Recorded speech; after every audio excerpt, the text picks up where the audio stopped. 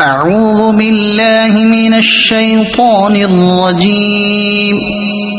بسم الله الرحمن الرحيم.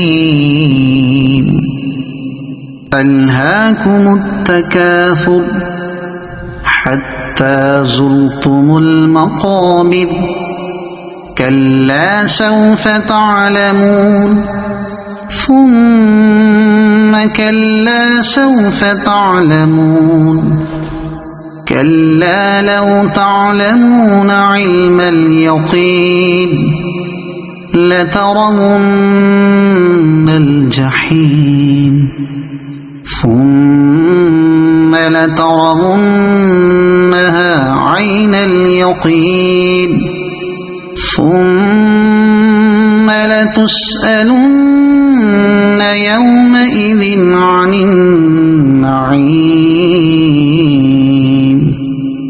صدق الله العظيم.